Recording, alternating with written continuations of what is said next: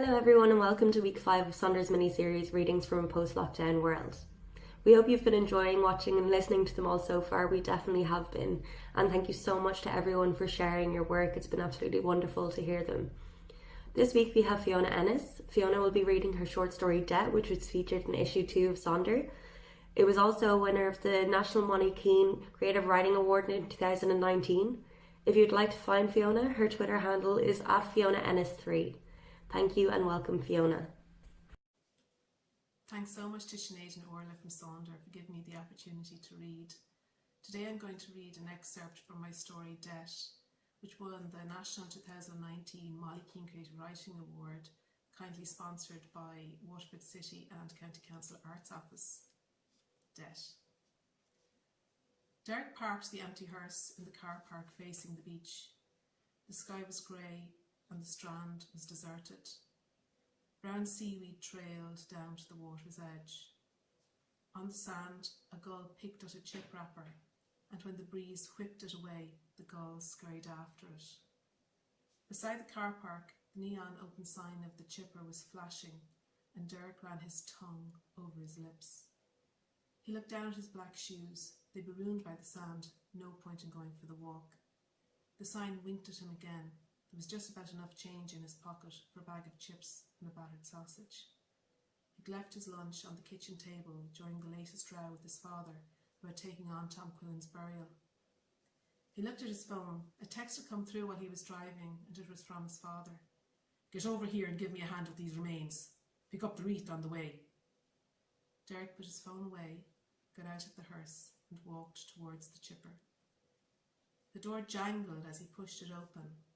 The conversation inside stopped. Danny, the owner, stood behind the counter sipping a cardboard cup, and he raised it by way of hello. Michael Betts was there, the carnage of his empty box of chips beside him, all ketchup and chicken bones. Betts looked up and continued to suck on a wing before returning to the newspaper that was sprawled beside him. Derek stared at the menu above the counter.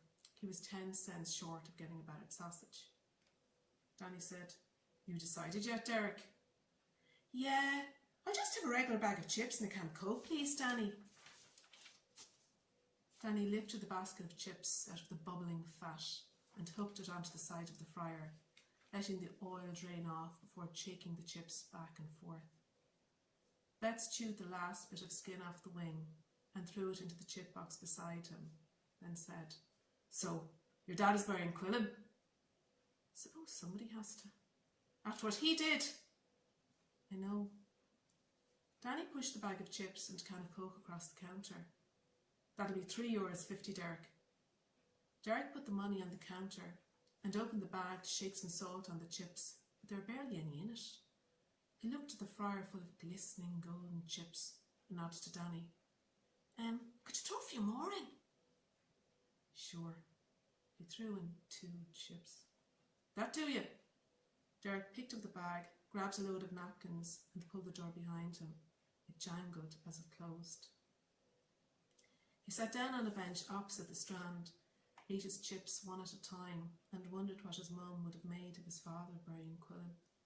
He must visit her grave soon.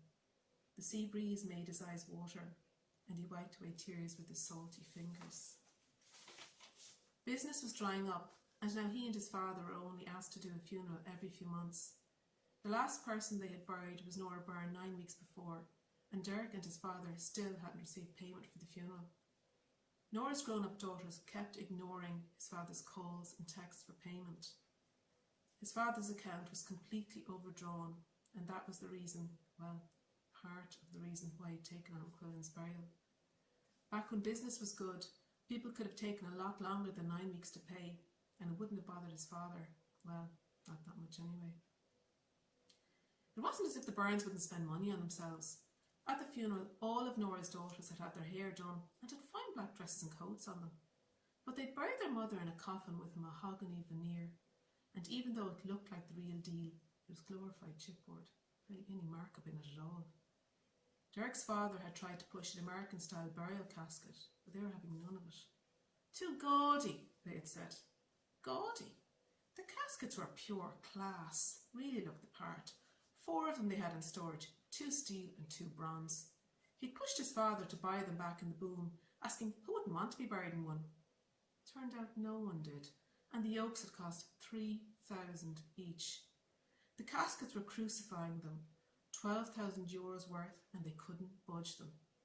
Derek had even tried to sell them on eBay in Dundee, with no bites, and at the same time the hearse was on its last legs. They couldn't get the money together for a new one, and there was no way they'd be granted finance with the state of their books. Cecil, the new undertaker, had cleared them out with his easy manner and low prices. He'd worked as an embalmer in Dublin for years, but had moved back home after his dad had left him some property at the edge of town. It hadn't taken Cecil long to set himself up as a one-stop shop, offering everything from embalming to catering. He'd refused to bury Quillen though, and let everyone know it. Derek looked down at his chip wrapper. The chips were all gone. He'd barely tasted them, and only the hard, tiny, crispy bits were left. He picked them up in his fingers and licked them. More salt than chips. The napkins on his lap fluttered in the breeze, and he got up from the bench and binned them and the chip wrapper. He hoped his clothes didn't stink. Cartons poked out of the bin, and some gulls hovered near it, squawking. He stood a bit away from them, finishing his coke, and stared at the sea draw in and out from the shore. His father would be with the remains now, cleaning the body. Even though there'd been an autopsy after Quillen had hanged himself, Derek's father hadn't bothered getting him embalmed. No one would be asking for an open coffin. To be continued in Sonder. Thanks very much for listening.